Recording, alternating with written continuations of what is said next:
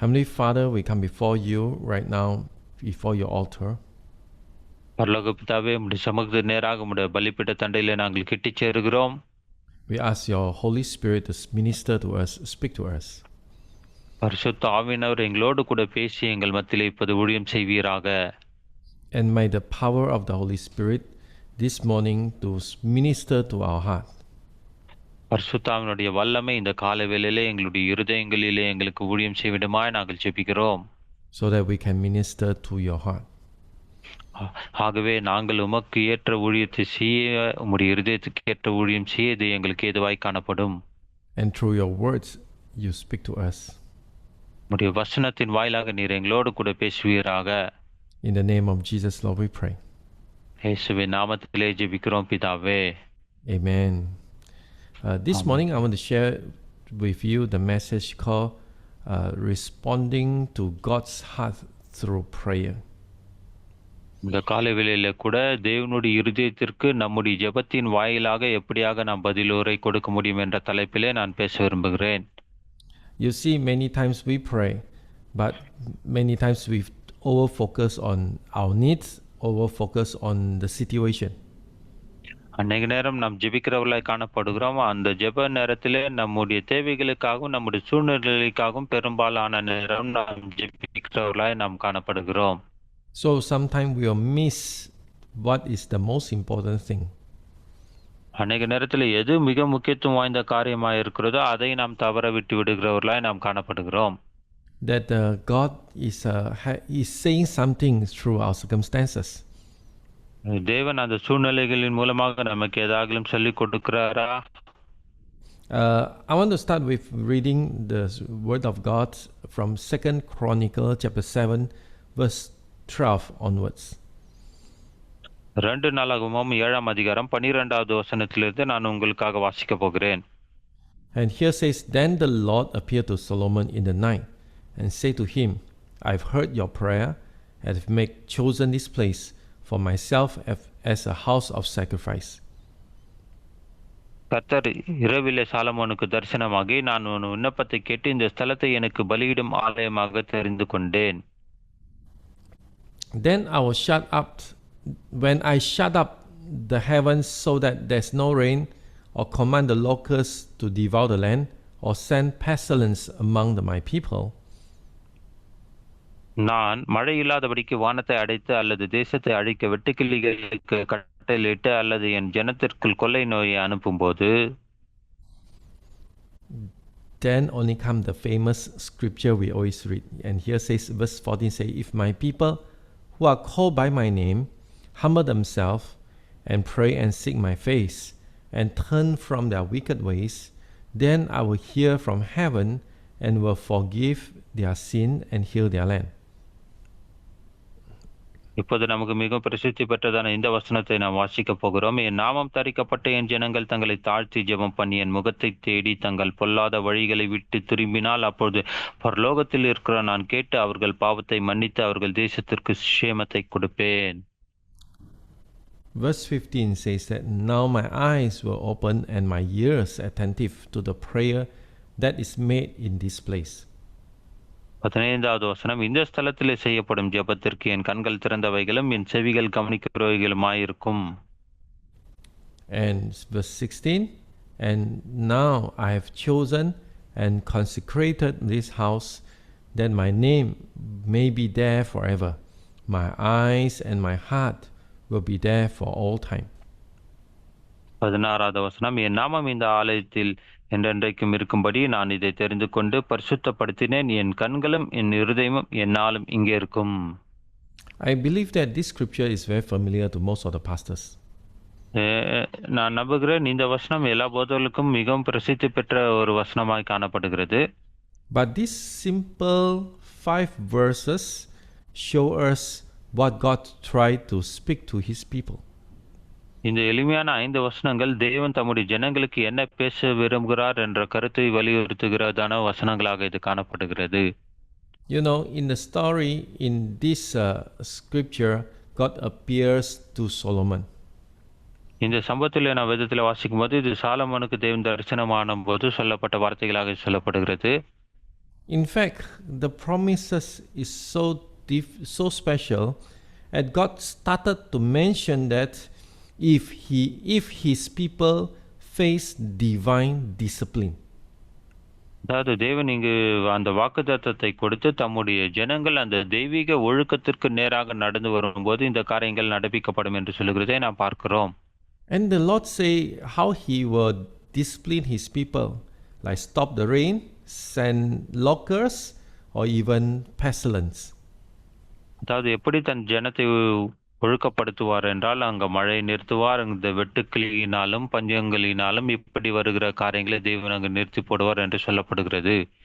The meanings that the Lord actually telling Solomon, when something happens, you must aware whether it is my hand who against you. இங்கு தேவன் Solomon மூலமாக என்ன சொல்ல வருகிறார் என்றால், ஒரு இப்படிப்பட்ட காரியங்கள் எதிர்மாறாக உங்களுடைய வாழ்க்கையில நடக்கும்போது அது என்னுடைய கரமா இருக்கிறது, ஏதோ ஒரு காரியத்தை தடுக்க விரும்புவதற்காக இதை நான் அனுமதித்திருக்கிறேன் என்று தேவன் சொல்வதை போல அந்த வசனங்கள் சொல்லப்படுகிறது. But this scripture is not about God want to discipline his people. No, it's not about this subject. ஆனால் இந்த வசனங்களில் நாம் பார்க்கும்போது தேவன் தன்னுடைய ஜனங்களை இப்படியாக அந்த ஒழுக்கத்திற்கு நேராக நடத்தும்படிக்காக சொல்லப்பட்ட வசனங்களாக இது காணப்படவில்லை. But rather, this scripture is about God has chosen this place and he will hear the prayer. And as this place is a house of sacrifice. ஆனால் மாறுதலாக இங்கு சொல்லப்பட்ட வசனங்களுடைய அடிப்படை கருத்து என்னவென்றால், இந்த ஸ்தலம் தேவனுடைய பிரசன்னத்தை தங்கி தன்னுடைய ஜனங்களுடைய ஜெபத்தை கேட்கிற ஒரு இடமாக இது இருக்கும் என்பதாக தேவன் சொல்லுகிறார். And all the people need to do is respond correctly, then God will heal the land. அங்கு ஜனங்கள் செய்ய வேண்டிய காரியம் எல்லாம் சரியான விதத்திலே தேவனுக்கு ஜனங்கள் பதிலுரை கொடுக்கும் போது அப்போது தேவன் தேசத்துக்கு சிரமத்தை நலமானதை கொடுக்கிறவராக இருக்கிறார். So I really want to believe one thing, that God wants us to respond correctly to him whenever things is happening.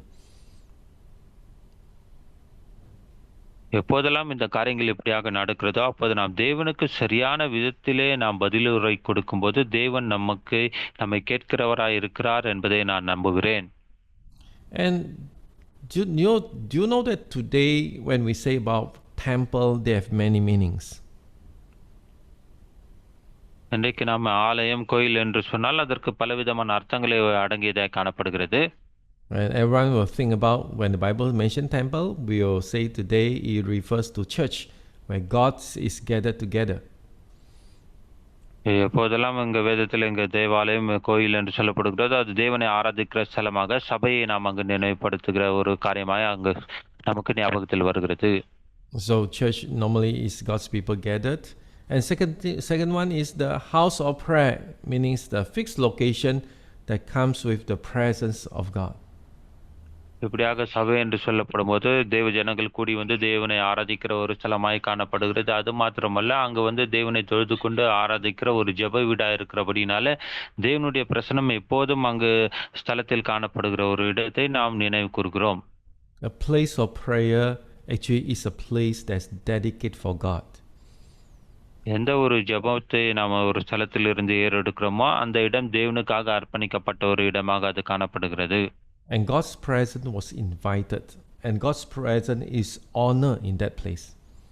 அந்த குறிப்பிட்ட இடத்துல தேவ பிரசனம் வரவேற்கப்படுகிறது, தேவனுடைய பிரசனம் அங்கு மேன்மைப்படுத்தப்படுகிறது.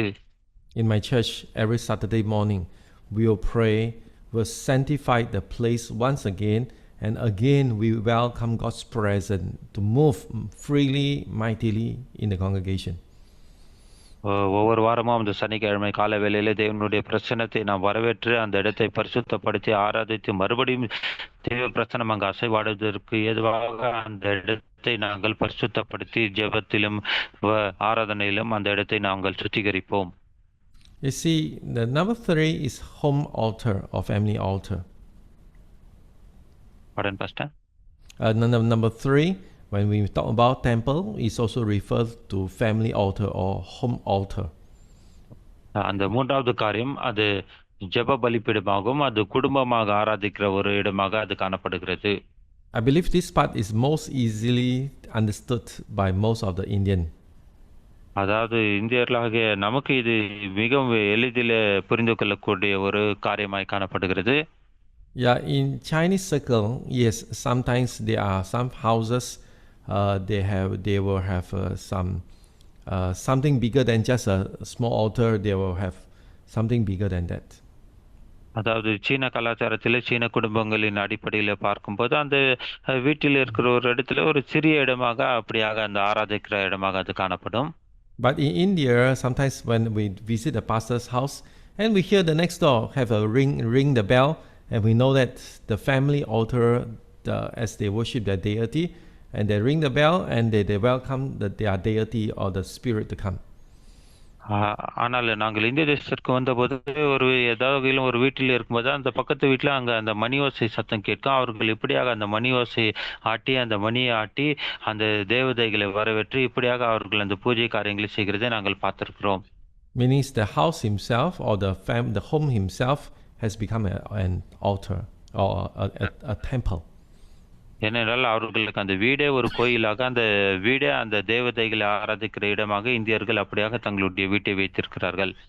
Then number 4, the meanings of temple today we can understand is a believer's body. We will say that our body is the temple of the Holy Spirit. நான்காவதாக அங்க விசுவாசனுடைய சரீரமே அங்க பரிசுத்த ஆவியானவர் தங்குற தேவாலயமாய் காணப்படுகிறது. And but the issue is today what the scripture try to tell us. ஆனால் இன்றைக்கு பிரச்சனை என்னவென்றால் நம்ம இடத்திலே அதை வசனம் தெளிவாக நமக்கு சொல்லுகிறது நான் பார்க்கிறோம். Actually, he tried to tell us is how do we respond to God. எப்படியாக நாம் தேவனுக்கு பதில் உரை கொடுக்க வேண்டும். Altogether 3. First, humble ourselves, pray and seek His face. Number 3, turn from your wicked ways. அப்படி நாம் இந்த 3 காரியங்களை செய்வது நிமித்தமாக தேவனுக்கு பதில் அளிக்கிறவர்களாய் காணப்படுகிறோம். முதலாவது நம்மை நாமே தாழ்த்துவது, 2வது ஜெபத்தில் அவருடைய முக தரிசனத்தை தேடுவது, 3வது நம்முடைய எல்லா துர்மார்க்கத்தனங்களை விட்டு விலகுவது. You see, normally we saw all these things, we probably figure out, okay, I know the answer. இதை எல்லாவற்றையும் நான் பார்க்கும்போது இதற்கான பதிலை நாம் கண்டுபிடிக்கிறோம், எப்படியாக நாம் தேவனுக்கு பதில் கொடுக்க வேண்டும் என்பதாக. But let's go another step deeper to understand. இன்னும் ஆழமாக ஒரு படி நாம் இறங்கி போய் இன்னும் இது ஆழமாக நாம் அறிந்து கொள்ள நாம் வகை பார்க்கலாம். What do you mean humble ourselves? நம்மை நாமே தாழ்த்துவது என்றால் என்ன? Speak softly? Is it speak softly means humble yourself? அப்படின்னா ரொம்ப மெதுவான பேசினால நான் தாழ்மையுள்ளவன் என்று எண்ணப்படுகிறேனா? Or to be more spiritual means humble yourself? அப்படின்னா ரொம்ப ஆவிக்குரியவனை போல நான் நடந்து கொள்ளும் போது நான் தாழ்மையுள்ளவனாக காணப்படுகிறேனா? Let me tell you, the first thing the Lord taught us about humble ourselves is to recognize God's discipline over ourselves. நம்மை நாமே தாழ்த்தி கொள்வது என்னவென்றால் நாம் தேவனுடைய ஒழுக்கத்திற்கு நேராக நடக்கும்போதுதான் நம்மை நாமே நாம் தாழ்த்தி கொள்ளுகிறவர்களாக நாம் காணப்படுகிறோம். I want to use this phrase carefully, but this is what I mean. You cannot humble yourself when you are self-righteous. அதாவது இந்த வார்த்தை சொல்வதிலே நான் மிகவும் கவனமுள்ளவனா இந்த வார்த்தை சொல்லுகிறேன். நமக்கு நாமே சுயநீதியுடையவர்களாக இருக்கும்போது நம்மை நாமே நாம் தாழ்த்தி கொள்ள முடியாது. It's very difficult for a person humble themselves if they keep thinking that they did nothing wrong. அதாவது ஒரு நபர் நான் எந்த ஒரு தவறும் செய்யவில்லை, நான் நீதிமான் என்று சொல்லிக் கொள்ளும் போது அவர் உண்மையாகவே தன்னை தாழ்த்தி கொள்ளவே முடியாது. We humble ourselves by knowing that we could make some mistake. We humble ourselves by knowing that maybe God want to speak to us through our circumstances. அதாவது என்னை நான் தாழ்த்துகிறேன் என்று சொல்லும்போது எனக்குள்ளும் குறைவுகள் காணப்படுகிறது. ஆனாலும் அப்படிப்பட்ட நேரத்தில் தேவ சமூகத்துக்கு போகும்போது தேவன் என்னோடு கூட பேசுகிறார் என்று தன்னுடைய குறைகளை அறிந்து கொள்கிறவனே தன்னை தாழ்த்துகிறவனாய் காணப்படுகிறான். You see, look to God in our trials, our trouble. நம்முடைய பிரச்சனை சோதனை நேரங்களிலே தேவனை நோக்கி பார்ப்பது. The first point, the first example that Lord give us is when He stopped the rain. The environment, your natural circumstances, something goes wrong. Is God saying something to us? அதாவது தேவன் இதற்காக நமக்கு முதலாவதாக காண்பிக்கிற ஒரு அடையாளம் இயற்கையாகவே என்னவென்றால், அங்கு மழை பொழிவது அங்கு நிறுத்தப்படுகிறது. மழை வராமல் அங்கு நிறுத்தப்பட்டு போய்விடுகிறது. Or maybe you're facing financial hardship. It's God speaking something to us. ஏதோ ஒரு பண பற்றாக்குறை உங்களுடைய வாழ்க்கையில ஏற்படுகிறதுன்னா, தேவன் ஏதோ அதன் வாயிலாக உங்கள் மூலமாய் பேச விரும்புகிறார் என்ற அர்த்தம். Or maybe a health issue, like I just went through a health issue. Is God speaking something to me? அதாவது ஏதோ ஒரு சரீர பலவீனங்கள் நம்மை தாக்குகிறது. என்னுடைய வாழ்க்கையில கூட ஏதோ ஒரு சரீர பலவீனம் வந்தது. இதன் வாயிலாகவும் தேவன் நம்மோடு கூட அப்படி இடைப்பட்டு பேசுகிறவராய் இருக்கிறார். It's like Job's, Job's when he faced through all the circumstances, he imagined himself and say, I did nothing wrong. He started to argue with God. அதாவது யோபு கூட தன்னுடைய பிரச்சனைகளை பார்க்கும்போது நான் எந்த தவறும் செய்யவில்லை என்று சொல்லி தேவனோடு கூட ஒரு வாதம் செய்கிறவனாய் விவாதிக்கிறவனாய் காணப்பட்டான். In some point, yes, he didn't do anything wrong. ஆனால் ஒரு குறிப்பிட்ட குறிப்புகளில் பார்க்கும்போது அவர் தேவனுக்கு விரோதமாக எந்த காரியமும் அவர் செய்யவில்லை தான். But at the end, when he went into self-righteous, he became wrong at the end. ஆனால் கடைசியில் அவர் எப்போது தன்னுடைய சுயநீதிக்கு நேராய் கடந்து சென்றாரோ அப்போது அவர் தவறினவராய் தான் காணப்படுகிறார். And God has to use his creations to show that Job that he is so great, God is so great, and he is nothing before God. அதாவது தேவன் இப்படியாக யோபுக்கு தன்னை விளக்கப்படுத்துகிறார். இயற்கையின் வாயிலாக அவர் எவ்வளவு மேன்மையானவர் என்பதையும் அந்த இயற்கையின் உதாரணமாக யோபுக்கு இப்படியாக அவர் தன்னை குறித்து அங்கு சுட்டி காண்பிக்கிறார். You see, humble ourselves is humility depends on God, not rely on our own self. நம்முடைய தாழ்மையை நாம் வெளிப்படுத்தும் போது அது தேவனை சார்ந்ததா இருக்கிறதே தவிர அது நம்மை சார்ந்த காரியமாய் அது காணப்படுவதில்லை. Many years after many years as become a pastor, I more and more realize that I make mistakes. நான் அநேக வருடங்களாய் நான் போதகராக இருந்திருக்கிறேன். தேவனை நான் சார்ந்திருக்கும் போது அநேக நேரத்தில் நானும் தவறுகிறவனாய் காணப்படுகிறேன் என்பது தேவன் உணர்த்துகிறார். The more I realize that I could make mistakes, the more easy for me to be humble before other people. அதாவது நான் எந்த அளவுக்கு தேவனை சார்ந்திருக்கிறேனோ அந்த அளவுக்கு என்னுடைய குறைவுகள் வெளிப்படுத்தப்படுகிறது. அப்போது நான் மக்களை சார்ந்திருக்கிறவனாகவும் என்னை நானே தாழ்த்துகிறதற்கு ஏதுவாகவும் அது எனக்கு சுட்டி காண்பிக்கப்படுகிறது. Our weakness sometimes is not because we make mistake. Our weakness sometimes we trust ourselves too much. நம்மை அதிகமாய் நாம் சார்ந்திருப்பதினாலே தான் நமக்கு அந்த பலவீனங்கள் வருகிறதை நாம் பார்க்கிறோம். ஏனென்றால் நம்மை நாமே அதிகமாய் நாம் சார்ந்திருக்கிறது நிமித்தம் அந்த பலவீனங்கள் வருகிறது. Number 2, pray and seek his face. இரண்டாவது காரியம் ஜெபித்து அவருடைய முக தரிசனத்தை பிரசன்னத்தை தேடுவது. You see, we are accepted by God through the blood of Jesus Christ. இயேசு கிறிஸ்துவினுடைய இரத்தத்தினாலே நாம் தேவன் மூலமாக நாம் அங்கீகரிக்கப்பட்டவர்களாய் காணப்படுகிறோம். We need to walk in the light to please God. Very simple. எளிமையாக சொல்ல வேண்டுமானால் நாம் தேவனை பிரியப்படுத்த வேண்டுமானால் நாம் வெளிச்சத்தில் நடக்கிறவர்களாய் நாம் காணப்பட வேண்டும். You see, when we say we repent, we are repent over our wrongdoing.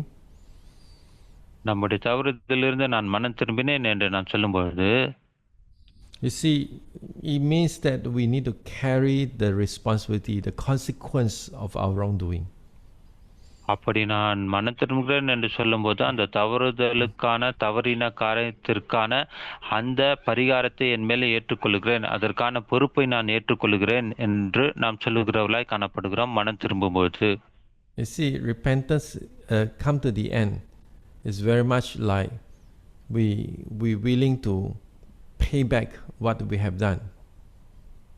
அதாவது அந்த மனம் திரும்புதலுக்கான கடைசி காரியம் என்னதென்றால் நாம் செய்த காரியத்திற்கு ஆன காரியங்களை நாம் அனுபவிக்க வேண்டியவர்களாக இருக்கிறோம். அதற்கு நாம் பதில் கொடுத்தே ஆக வேண்டும் நான் செய்த தவறுக்கு. True repentance always apologize to God and apologize to man. உண்மையான மனம் திரும்புதல் என்றால் என்னவென்றால் அது மனிதனோடும் தேவனோடு கூட நாம் ஒருமனப்படுவது, அவர்களிடத்திலே நாம் மன்னிப்பு கேட்பது. I see many people, including leaders, pastors, they repent before God quietly, secretly, privately, but when he stand before the people, they heard, they say nothing. அதாவது நான் அநேக சபை தலைவர்கள், பெரிய நபர்களை பார்த்திருக்கிறேன். தேவருக்கு முன்பாக ரகசியமாக சத்தமில்லாமல் அவர்கள் தங்களுடைய காரியங்களை அப்படியாக அவர்கள் ஒப்புரவாகிக் கொள்வார்கள். ஆனால் மனுஷருக்கு முன்பாக வரும்போது தாங்கள் எதையும் செய்யாதவர்களை போல காண்பித்துக் கொள்வார்கள். And from there I realized that the repentance is not the process of repentance is not fully.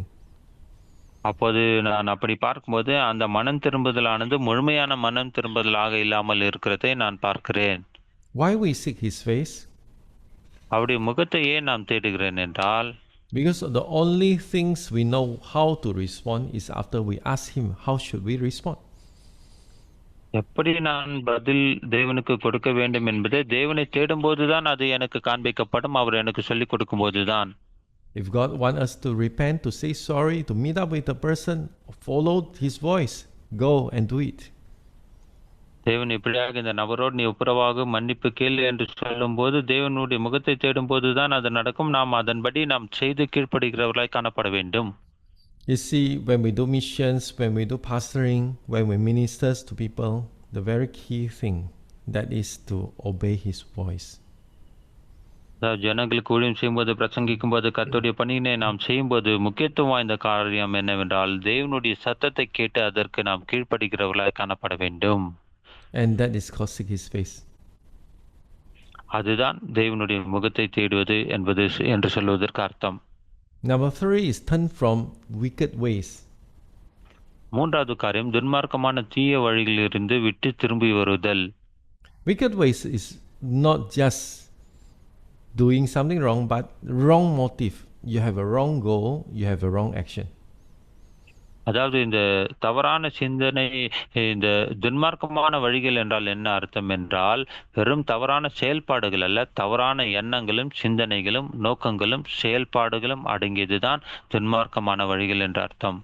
The Bible says turn from their wicked ways, meaning a wicked path, a wicked motive, meaning that you are planning something. That is a wicked way. அதாவது துன்மார்க்கமான வழியிலிருந்து திரும்புவது என்னவென்றால், நான் ஏதோ ஒரு கெட்ட ஆலோசனை செய்திருக்கிறேன், அதை செய்து முடிக்கப் போகிறேன், அந்த திட்டத்திலிருந்து நான் பின்வாங்குதல், அந்த துன்மார்க்கமான எண்ணத்திலிருந்து நான் பின்வாங்குதல், அந்த துன்மார்க்கமான செயலில் இருந்து நான் பின்வாங்குதல் என்று அர்த்தம். You see, in Psalms 66 verse 18 says that. சங்கீதம் 66:18 இப்படியாக நாம் அதை பார்க்கிறோம். That we if we cherish iniquities in our heart, the Lord would not have listened to us. அதாவது என்னுடைய இருதயத்தில் அக்கிரம சிந்தை கொண்டிருந்தேனானால் ஆண்டவர் எனக்கு செவி கொடுக்க மாட்டார் என்று அந்த வசனம் சொல்கிறது. You see, sometimes when we are not sure whether we do wrong, right or wrong, நாம் செய்வது சரியோ தவறோ என்று நமக்கு சரியாக தெரியாமல் இருக்கிற அந்த வேளையிலே one of the very easy way is to check your heart. Do you feel happy if something face trouble? அதாவது அந்த காரியத்தை எப்படி கண்டுபிடிக்கும் என்றால் உங்களுடைய இருதயத்தின் வாயிலாக கண்டுபிடிக்க முடியலாம். ஏதோ ஒரு காரியத்தை நீங்கள் செய்ய யோசிக்கும் போது அதில் உங்களுக்கு ஒரு கலக்கங்களோ சமாதானங்களோ ஏற்படும் பொழுது, if you feel very glad that this thing happened, means that your heart cherish wicked things. அப்படி என்றால் இந்த காரியத்தை செய்யும்போது அதிலே நான் மகிழ்ச்சி அடைகிறேன் என்றால் அப்போது நான் இந்த துன்மார்க்க காரியத்திலே நான் மகிழ்ந்து கலிக்கிறேன் என்ற அர்த்தம். One times me and my wife was discussing some members. நானும் என்னுடைய மனைவி ஒரு முறை எங்களுடைய விசுவாசை குறித்து நாங்கள் இப்படியாக பேசிக் கொண்டிருந்தோம். Then we so surprisingly both of us we noticed someone, that person rejoices when fellow friends fall into trouble. அதாவது நாங்கள் அவரை குறித்து பேசிக் கொண்டிருக்கிறதில் அவரோடு கூட உடன் இருக்கிறவர்கள் ஏதோ ஒரு பிரச்சனையில அகப்படும் போது அந்த குறிப்பிட்ட விசுவாசி அதில் சந்தோஷப்படுகிறதாக நாங்கள் பேசிக் கொண்டிருந்தோம். And there's one time my experience is when I was locking my key and my key dropped inside the gate. ஒரு முறை என்னுடைய கதவை பூட்டிவிட்டு நான் வெளியே வரும்போது தான் அந்த சாவி அந்த கேட்டுக்கு பின்னாலே விழுந்து விட்டது. And my member behind me who's following me, he is so happy. He laughed and so happy. அதாவது அந்த சாவி அந்த கேட்டுக்கு பின்னால விழுந்துட்டத எனக்கு பின்னால வருகிற அந்த விசுவாசி பார்த்தம்போது, அவர் ரொம்ப சத்தமா சிரிச்சு சந்தோஷப்பட்டதை நான் பார்த்தேன். But he never thought that I have prepared something. I have a hook. I took out from my bag, I just hooked the key out again, and he lost his smile. ஆனா அவர் எதிர்பார்க்கவில்லை. என் பையில ஒரு ஊக்கு வச்சிருந்தேன். அந்த ஊக்க போட்டு என்ன பண்ணேன், கீழ விழுந்த அந்த கீய நான் எடுத்துட்டேன். உடனே அந்த சாவி எடுத்த உடனே அவருடைய முகத்தில் இருந்த அந்த சந்தோஷமே போய்விட்டதை நான் பார்த்தேன். After I settled everything, I say, I never thought you are so happy when I fall into trouble. இப்படியாக எல்லாத்தையும் முடிச்சிட்டு வரும்போது அவரை பார்த்து நான் சொன்னேன், நான் ஒரு பிரச்சனையில மாட்டிக்கொண்டு இருக்கிற நேரத்துல நீங்க சிரிச்சதை பார்த்தது நான் அதை எதிர்பார்க்கவே இல்லை உங்களிடத்தில் என்று அவரை பார்த்து சொன்னேன். You know, our heart, we need to check our heart. Why we are so happy? Are we happy when something wrong happened?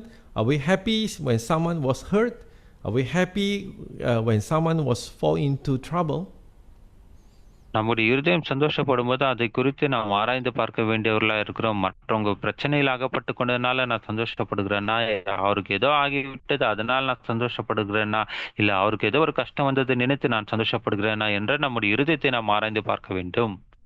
You see, one thing that I really want to say that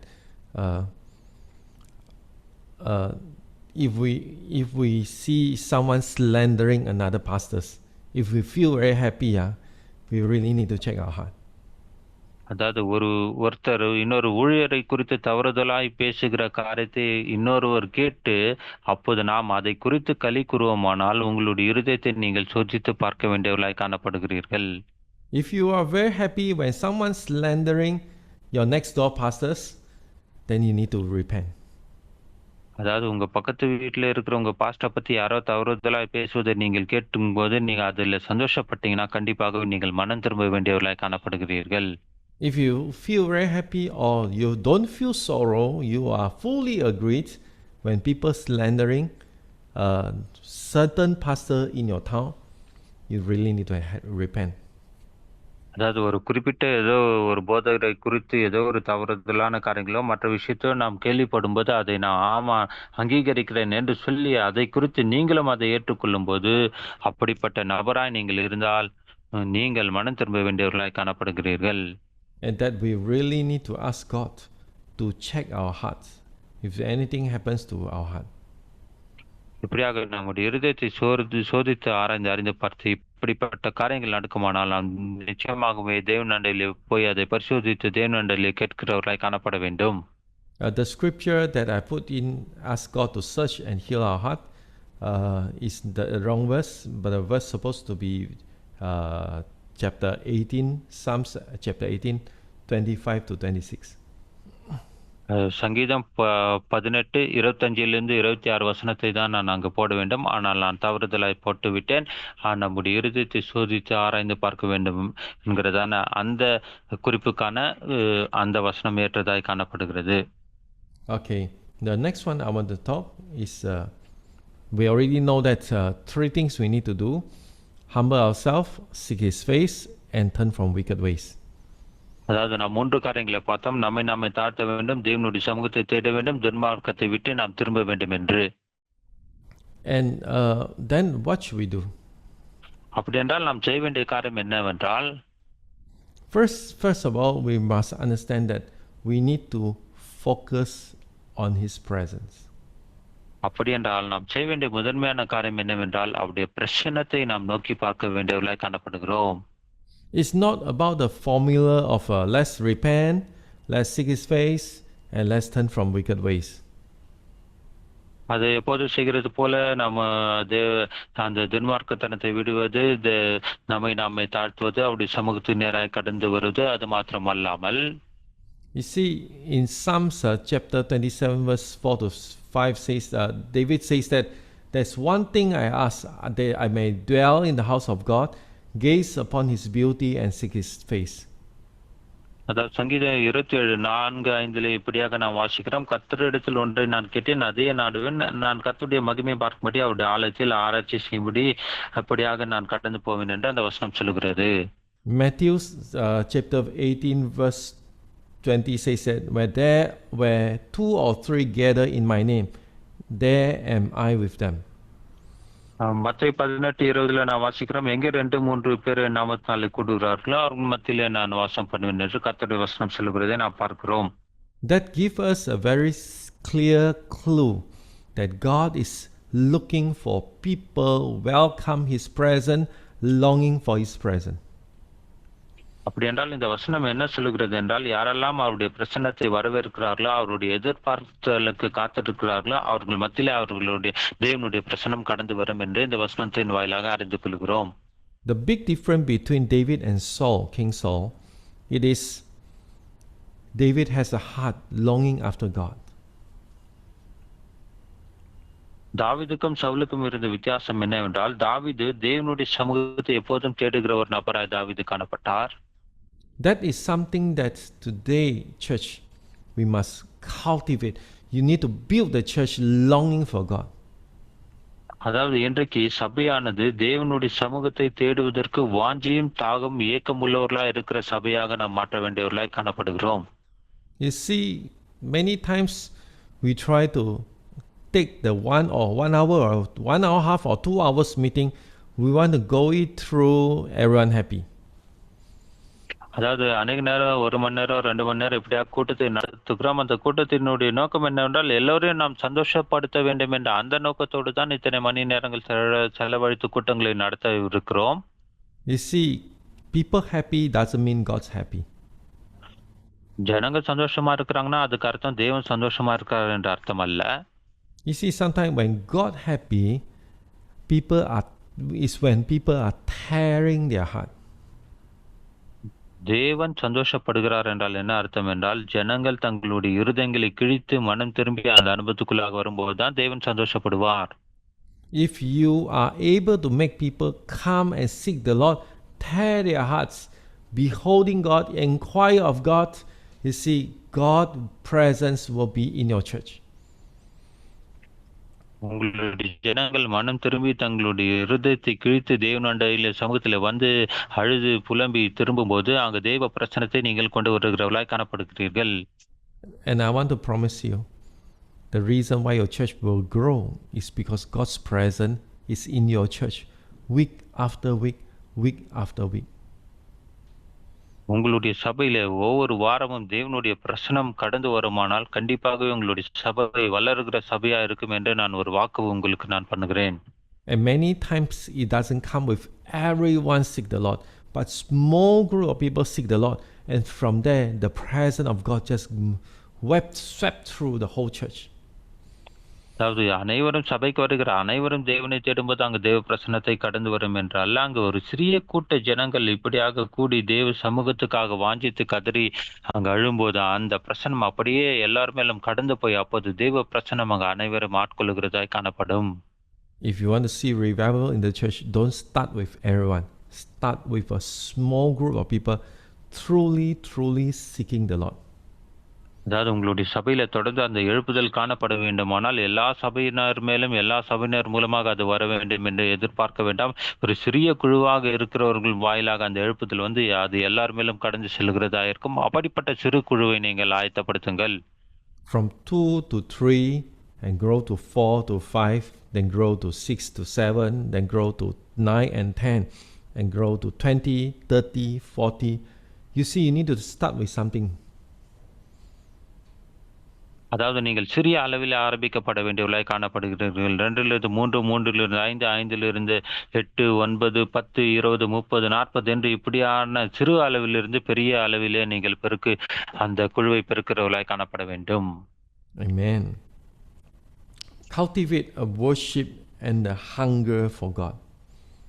அதாவது தேவனை தேடுகிறதற்கான பசி தாகத்தை உடையவர்களாகவும் தேவனை ஆராதிக்கிற அந்த பழக்கத்தை உடையவர்களாகவும் இருக்கும்படிக்காக நீங்கள் அவர்களை பயிற்றுவிக்க வேண்டும். And one of the very simple way is to make your home where you live a sanctuary, a place of worship. அதாவது இதை நீங்கள் செய்ய வேண்டுமானால், நீங்கள் இருக்கிற இடத்தை உங்களுடைய வீடாக, குடும்பமாக மாற்றி அங்கு தேவ பலிபீடத்தை ஏற்படுத்தி ஆராதனை ஆரம்பிக்க வேண்டும். We cannot have member in the church every day. We cannot go to church every day. அதாவது ஒவ்வொரு நாளும் இப்படியாக நம்ம ச சபைக்கு போக முடியாது. எல்லா விசுவாசிகளையும் எல்லா நேரமும் அங்கு வர வேண்டும் என்று எதிர்பார்க்க முடியாது. But every day we are at home. ஆனால் ஒவ்வொரு நாளும் நம்முடைய வீட்டில் இருக்கிறோம். Build a family altar in our home. நம்முடைய குடும்பத்திலே அந்த குடும்ப பலிபீட ஜெபத்தை நாம் ஏறெடுக்க வேண்டும். Gather the people to pray and together. அதாவது ஜனங்கள் இப்படியாக வீடுகளிலே கூடி வந்து ஜெபிக்கும்படி அவர்களை நாம் உற்சாகப்படுத்த வேண்டும். In unity, say a prayer, sing a song, read a scripture. Do it simple, but do it meaningful, but keep doing. அதாவது எளிமையான விதத்தில் செய்ய வேண்டும். அது அர்த்தமுள்ளதாய் காணப்பட வேண்டும். தொடர்ச்சியாக இப்படி நாம் செய்கிறவர்களாய் காணப்பட வேண்டும். இப்படியாக வருமானப்பட்டு கூடி வந்து ஜெபித்து தேவனை ஆராதிக்க அவர்களை நாம் உற்சாகப்படுத்த வேண்டும். And at the end, a home that becomes God's chosen sanctuary. இப்படியாக நாம் செய்யும்போது நம்முடைய அந்த வீடே தேவனாலே தெரிந்து கொள்ளப்பட்ட தேவ பிரசன்னத்தினாலே நிறையப்பட்ட இடமாக அது காணப்படும். Conclusion, a heart that responds. முடிவாக எப்படிப்பட்ட இருதயம் தேவனுக்கு பதில் கொடுக்கிற இருதயமா இருக்கும் என்றால், Not about praying in quantity, but deep seeking in God's presence. அதாவது எத்தனை அளவு அதிகமான மணி நேரம் நான் ஜெபிக்கிறேன் என்பது அங்க முக்கியமல்ல, எந்த அளவுக்கு நான் ஆழமாய் தேவனை தேடி ஜெபிக்கிறேன் என்பதுதான் மிக முக்கியம். And true returns or true repentance involve humility, repentance, and obedience. அதாவது அந்த முழுமையான மனம் திரும்புதல் எதை வெளிப்படுத்தும் என்றால், அங்கு தாழ்மையும் மனம் திரும்புதலும் கீழ்ப்படுதலும் காரணம் போடும்போதுதான் நான் முழுமையாக தேவனிடத்தில் வந்தேன் என்பதை அது வெளிப்படுத்தும். And give our lives become a holy ground, a platform for His presence. அதாவது நம்முடைய வாழ்க்கையே தேவனுடைய பிரசனம் வந்து தங்குகிற பரிசுத்த ஸ்தலமாக நாம் மாற்ற வேண்டியவர்களாய் காணப்படுகிறோம். Like every Tuesday, every Friday, 6 o'clock in the morning, we have this prayer altar, we have this pastor's meeting. We sanctify or sanctify, consecrate this moment, this time, this Zoom room for God's purpose. அதாவது தேவனுடைய நோக்கங்கள் நிறைவேற்றப்படும்படிக்காக ஒவ்வொரு செவ்வாய்க்கிழமையும் வெள்ளிக்கிழமை காலை 6 மணி நேரத்தில் நாம் கடந்து வந்து அந்த இடத்தை பரிசுத்தப்படுத்தி தேவ முகத்தை நாம் தேடுகிறவர்களாய் காணப்படுகிறோம். Week by week we grow. Week by week we grow. And I pray that will impact your church as well. ஒவ்வொரு வாரமும் நாம் இதில் வளருகிறவர்களாய் காணப்படுகிறோம். ஆகவே இப்படியான இந்த நம்முடைய வளர்ச்சி நம்முடைய சபையில பெரிய தாக்கத்தை உண்டாக்குகிறதாய் காணப்படுகிறது. At the end, let us seek His face. கடைசியாக அவருடைய சமூகத்தையே நாம் தேடுகிறவர்களாய் நாம் காணப்படுவோம். Let us pray. Heavenly Father, we come before you. பரலோக பிதாவே, உம்முடைய சமூகத்துக்கு நேராக நாங்கள் கடந்து வருகிறோம். May the Spirit of the Lord minister to us. பரிசுத்த ஆவியானவர் எங்களோடு கூட ஊழியம் செய்து தொடர்ந்து ஊழியம் செய்வீராக. And I pray you come and strengthen us. ஆண்டவரே, நீர் வந்து எங்களை பலப்படுத்த வேண்டுமா நான் ஜெபிக்கிறோம். I pray that you come and minister to us. ஆண்டவரே, நீர் வந்து எங்கள் மத்தியிலே நீர் ஊழியம் செய்ய வேண்டுமா நாங்கள் ஜெபிக்கிறோம். Thank you, you are so good. ஆண்டவரே, நீர் மிகவும் நல்லவராக இருக்கிறபடினாலே உமக்கு நன்றிகளை ஏறெடுக்கிறோம். You have already taught us how to respond to you. ஆண்டவரே, எப்படியாக நாங்கள் உம்மை தேட வேண்டும், உமக்கு பதிலளிக்க வேண்டும் என்பதை எங்களுக்கு சொல்லிக் கொடுத்தீர். நன்றி. So may the Spirit of the Lord minister to us. தொடர்ந்து பரிசுத்த ஆவியானவர் எங்களுக்கு ஊழியம் செய்வீராக. In Jesus' name, Lord, we pray. இயேசுவின் நாமத்திலே ஜெபிக்கிறோம் பிதாவே. Amen. Amen. ஆமென். ஆமென்.